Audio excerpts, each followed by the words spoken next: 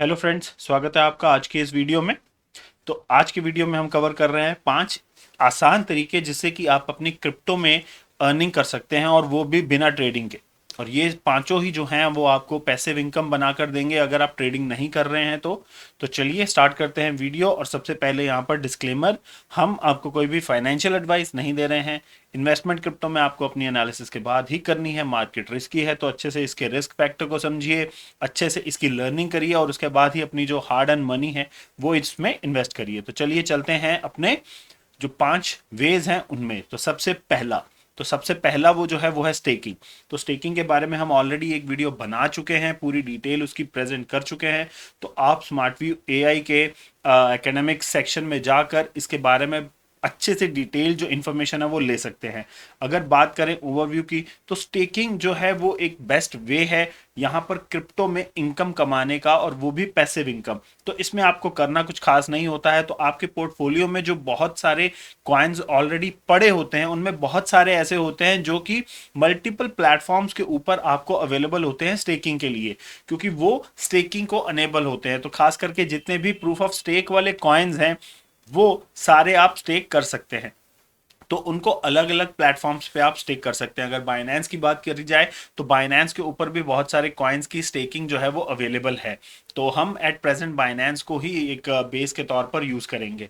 और अगर इसमें बात करी जाए तो बहुत सारे तरीके होते हैं। आप डीफाई लॉकिंग ले सकते हैं, आप लॉक्ड एसेट ले सकते हैं। तो इन दोनों ही तरीकों से आप जो अपनी एक तरीके से जो स्टेकिंग करके पैसिव जो क्रिप्टो है उसको अर्न कर सकते हैं। डीफाई के केस में आपके पास फ्लेक्सिबल पीरियड होता है। तो फ्लेक्सिबल पीरियड में क्या होता है, आप एक दिन की स्टेकिंग भी कर सकते हैं। वहीं लॉक्ड की बात करी जाए तो लॉक्ड में आपको मिनिमम जो है वो 15 दिन का होता है और मैक्सिमम 90 डेज का लॉकिंग पीरियड जो है वो आपको मिलता है, और उसमें आपको स्टेक करके अपनी अर्निंग जो है वो करनी होती है। अगली बात करें तो दूसरा जो एक तरीका है वो है लैंडिंग क्रिप्टो। तो लैंडिंग जो है वो भी एक तरीका है, वो भी एक बहुत बढ़िया लो रिस्क अप्रोच जो है, जिसको हम कह सकते हैं कि वो भी एक लो रिस्क अप्रोच है ऐसे पैसिव इनकम बनाने के लिए। तो उसमें क्या होता है कि बहुत सारे जो प्रोटोकॉल्स हैं, या ये कहें कि जो प्लेटफॉर्म्स हैं, वो आपको लेंडिंग की ऑप्शन देते हैं। तो यूजर्स को अपने क्रिप्टो एसेट जो है इन लेंडिंग प्रोटोकॉल्स के ऊपर जो एक्सचेंजेस हैं जो भी ये लेंडिंग प्रोवाइड करती हैं तो उनके ऊपर ये देने होते हैं। और उसके बेसिस पे उनको रिवॉर्ड मिलता है। तो रिवॉर्ड या तो उसी सेम टोकन का मिल सकता है, या बिटकॉइन, ईथर, या कोई भी और जो कॉइन्स होते हैं उनका मिल सकता है। और वहीं अगर बात करी जाए इसमें अर्निंग कैसे हो सकती है, तो इसकी अर्निंग जो है वो दोनों ही तरीकों से हो सकती है, बुल भी और बियर भी। तो बुल मार्केट हो या बियर मार्केट हो, दोनों में ही आप लेंडिंग से अर्निंग जो है वो कर सकते हो। अगर हम बात करें कि टॉप जो 7 लेंडिंग पूल हैं आवे के प्रोटोकॉल के ऊपर, तो वो कौन से हैं, तो सबसे ऊपर यहाँ पर डाई चल रहा है, DAI, फिर जेमिनी डॉलर है, SUSD है, ट्रू यूएसडी है, यूएसडी कॉइन है, USDP है, और USDT कॉइन। तो ये एसेट्स वो हैं जो लेंडिंग में आपको बढ़िया रिवॉर्ड्स प्रोवाइड करवा रहे हैं। ये हमने आवे प्रोटोकॉल के ऊपर से ये जो सोर्स है हमारी इमेज का वो लिया है। और इससे पहले अगर हम बात करें तो स्टेकिंग में भी हमने 5 जो टॉप के कॉइन थे जिनमें स्टेकिंग का काफ़ी बढ़िया बेनिफिट यहाँ पर मिल रहा है, तो वो हमने कवर किए थे। सोलाना है, कार्डानो है, इथीरियम 2.0 है, टेरा का लूना है, और एवलांच का AVAX है।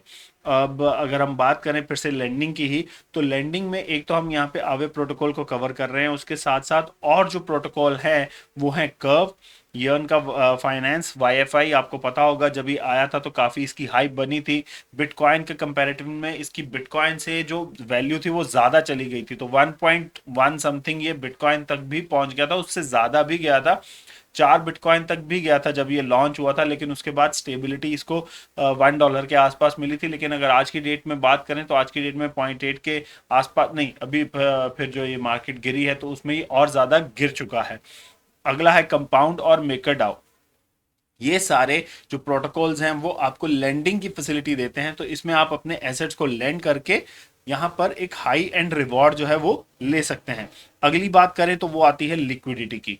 तो लिक्विडिटी के केस में क्या होता है कि आपको लिक्विडिटी प्रोवाइड करवानी होती है एक डीफाई के प्लेटफॉर्म के ऊपर। तो जो डीफाई के ऊपर अगर आप लिक्विडिटी प्रोवाइड करते हैं किसी भी पेयर की, तो यहाँ पर बात जो होती है वो होती है पेयर्स की। जैसे अगर हम बात करें तो सबसे बेटर जो पेयर्स होते हैं वो होते हैं यूएसडीटी और यूएसडीसी के पेयर्स। तो अगर आपको ऐसे पेयर्स मिल जाते हैं जिनमें की अच्छी अगर आप उनको लिक्विडिटी प्रोवाइड करते हैं, लिक्विडिटी प्रोवाइड करने का मतलब है कि आपने अपने एसेट जो हैं वो उस प्रोटोकॉल के ऊपर लगा दिए।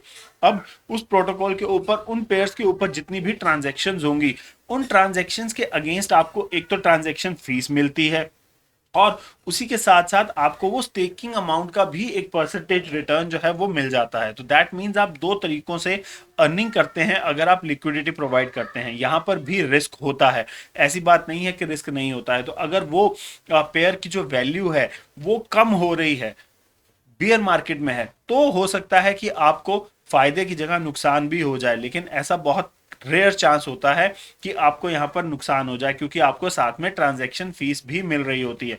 तो ट्रांजैक्शन फीस चाहे कम हो जाए लेकिन वो आपके बेनिफिट में ही होती ही है। तो इस वजह से लिक्विडिटी भी एक ऐसा तरीका है जिससे आप बढ़िया से अपनी अर्निंग जो है वो कर सकते हैं। और ये जो सारे ही प्रोटोकॉल हैं, लैंडिंग, स्टेकिंग, लिक्विडिटी, ये सारे के सारे आपको बाइनेंस के ऊपर अवेलेबल हैं।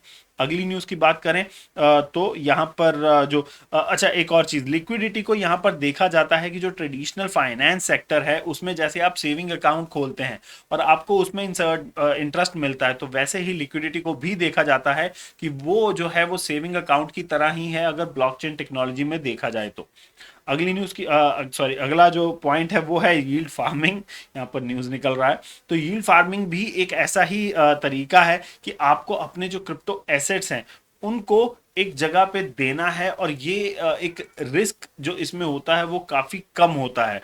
और इसके साथ आप जो प्लेटफॉर्म्स हैं जिनके ऊपर आप ये यील्ड फार्मिंग कर सकते हैं, तो उसमें सबसे बेटर चीज़ जो देखने वाली होती है वो होती है टोटल वैल्यू लॉक्ड। तो उस प्रोटोकॉल की टोटल वैल्यू लॉक कितनी है, क्योंकि जितनी ज़्यादा टोटल वैल्यू लॉक्ड होगी उतना ही बढ़िया यील्ड की जो फार्मिंग है वो होती है। तो अब जो हाई यील्ड जो होती हैं वो दी जाती हैं उनके नेटिव टोकन्स में। अगर एक एग्जांपल ले लें तो कोई भी अगर आप एक प्रोटोकॉल ले लो जिसमें कि आप एक लिक्विडिटी पूल को उठा लो, तो उस लिक्विडिटी पूल में आपको कितनी अर्निंग मिल रही है वो आप देख सकते हो। तो यहाँ पर जो हम protocol as an example use कर रहे हैं वो है डायनो स्वैप। तो डायनो स्वैप के ऊपर अगर हम देखें तो डायनो का जो अपना नेटिव टोकन है और उसका जो यूएसडीसी पेयर है, इन दोनों के बीच में अगर आप यील्ड फार्मिंग करते हैं तो आपको एक तो लिक्विडिटी देखें कितनी बढ़िया मिल रही है, और उसके साथ साथ एपीआर आपको 132.09% का एट प्रेजेंट मिल रहा है। वहीं डाइनो का ही पेयर अगर डब्ल्यू इथीरियम के साथ देखा जाए तो उसमें आपको 178% तक की यहाँ पर यील्ड जो फार्मिंग है वो मिल सकती है।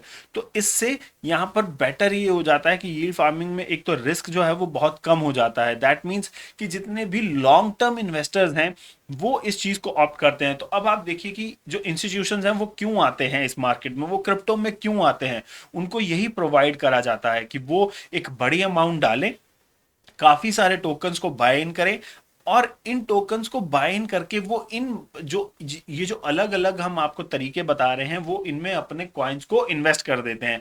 वो यील्ड फार्मिंग में अपनी इन्वेस्टमेंट को डाल देते हैं, वो लिक्विडिटी में डाल देते हैं, वो लेंडिंग में डाल देते हैं, वो स्टेकिंग में डाल देते हैं। तो इससे होता क्या है कि उनको अलग अलग तरीकों से यहाँ पर जो एक तरीके से क्रिप्टो का जो पैसिव रिटर्न है वो उनको मिलना शुरू हो जाता है। उनके एसेट्स खुद ब खुद बढ़ने शुरू हो जाते हैं, और उन्होंने एक बार जो इन्वेस्टमेंट करनी थी वो कर दी। अब उनके कॉइन्स जो हैं वो ऑटोमेटिकली सिर्फ बढ़ने वाले पॉइंट पर ही हैं, वो ट्रेडिंग नहीं करते हैं, फिर भी उनके कॉइन्स जो हैं वो कंटिन्यूसली बढ़ते रहते हैं। और उनका रीजन यही है कि वो इन चारों जो तरीके हैं इनको यूटिलाइज करते हैं। वो स्टेकिंग में भी अपनी एक परसेंटेज डालते हैं, लैंडिंग में डालते हैं, यील्ड फार्मिंग में डालते हैं, लिक्विडिटी में डालते हैं। तो इन तरीकों से वो अपनी अमाउंट को डबल ट्रिपल करते रहते हैं, क्योंकि उनके पास एक तो काफी बल्क में अमाउंट रहती है, वो काफी बल्क में ही इन सभी में डाल देते हैं, और उसके बाद इससे वो हैवी यील्ड जनरेट करते हैं। अगर बात करें लिक्विडिटी की तो वो भी वहां पर भी वो बेनिफिट लेते हैं, और लेंडिंग और स्टेकिंग में भी बेनिफिट लेते हैं। तो ये तरीके हैं चार जो कि आप अपने पास होल्ड जो क्रिप्टोज हैं उनके साथ कर सकते हैं। अगला जो तरीका है वो है एनएफटी और ब्लॉकचेन की जो गेमिंग है वो। तो एनएफटी और ब्लॉकचेन की गेमिंग आपको पता है कि आज की डेट में कितनी यहाँ पर डिमांड में चल रही है। बहुत सारी कंट्रीज तो ऐसी हैं जहां पर जो लोग हैं उन्होंने अपनी एक्चुअल जॉब्स, जो फिजिकल जॉब्स थी, उनको छोड़ दिया है और वो सिर्फ गेमिंग से ही अपनी अर्निंग कर रहे हैं और अपना जो गुजारा है बहुत बढ़िया तरीके से कर रहे हैं। उनका कहना है कि भाई जितना वो अपनी जॉब से नहीं कमा सकते थे उतना वो महीने में यहाँ पर एनएफटी गेमिंग खेलकर उससे ज्यादा कमा लेते हैं। अगर बात करें ऐसी कंट्रीज की तो इनमें इंडोनेशिया, वियतनाम बहुत ऊपर नंबर पे आते हैं। मलेशिया में भी अब ये जो एनएफटी गेमिंग्स का जो कल्चर है वो ज्यादा बढ़ रहा है, क्योंकि मलेशिया में भी काफी लोग गेमिंग खेलते हैं और वो भी इस एनएफटी गेमिंग के कॉन्सेप्ट को अच्छा समझकर उसमें काफी जो एक तरीके से ट्रांसफर जो है वो हो रहे हैं। अगर बात करें एनएफटी गेमिंग की, जो ब्लॉकचेन गेमिंग की, तो उसमें सबसे एट प्रेजेंट जो नाम बहुत बढ़िया चल रहा है वो चल रहा है एक्सी इन्फिनिटी का। तो एक्सी इन्फिनिटी जो है वो अपने प्लेयर्स को ट्रेडिंग के लिए या बैटल के लिए हर चीज जो भी उनको करनी है तो उनको वहां पर अपनी एनएफटी बेस्ड जो एनिमल्स हैं उनको यूटिलाइज करवाती है, एक्सेस उनको कहते हैं। तो अब लोग इनको बाय इन करते हैं, इनसे ट्रेड करते हैं, इनके जब प्ले करते हैं तो उनको रिवॉर्ड में भी वही मिलता है और साथ में उनको मिलता है एसएलपी। तो एसएलपी उनका अपना जो एक तरीके से टोकन है जिसको यूटिलाइज करते हैं वो एक्जी के ब्रीडिंग प्रोसेस में। और साथ ही साथ यहाँ पर जो एसएलपी है वो मेजर जो क्रिप्टो एक्सचेंजेस हैं उन पर भी अवेलेबल उन्होंने करवा दिया है, सो दैट कि जो प्लेयर्स हैं एक तो वो बाय इन भी कर लें एसएलपी को, और दूसरा जब वो रिवॉर्ड में उनको एसएलपी मिले तो उस एसएलपी से वो गेम के अंदर अपनी जो परचेजिंग है वो भी कर सके और ट्रेडिंग जो है वो भी कर सके। तो इससे बेनिफिट गेमिंग को भी होता है, जो गेमिंग कंपनी है उसको भी होता है। आपको पता है एक्सी इन्फिनिटी ने इससे कितना ज्यादा बेनिफिट लिया है, कितना उसको हाइप मिला है, कहाँ थी उसकी वैल्यू और कहाँ वो पहुंच गई थी, 100+ चली गई थी और अब थोड़ी सी 100 से नीचे जो है वो चल रही है, क्योंकि यहाँ पर बियर मार्केट काफी थोड़ा, जो एक हफ्ते का जो ड्यूरेशन था उस तक रह गई थी बियर मार्केट उससे ज्यादा ही। लेकिन अभी भी अगर हम बात करें तो एक्सी इन्फिनिटी एक ऐसी चीज है, एक ऐसा टोकन है एएक्सएस, जो कि आने वाले टाइम पर बढ़ना ही है, क्योंकि प्लेयर्स इसको ऑलरेडी खेल रहे हैं और कंटिन्यूसली खेल रहे हैं, जिससे इसको बेनिफिट मिलना ही है। तो फ्रेंड्स, यहाँ पर हमने आपसे यहाँ पर साझा किए हैं 5 ऐसे तरीके जिससे कि आप अपनी क्रिप्टो की पैसिव अर्निंग्स जो हैं वो कर सकते हैं। इनमें सबसे बेटर आपको कौन सा लगा है ज़रूर बताइएगा वीडियो के डिस्क्रिप्शन में, और सॉरी कमेंट सेक्शन में।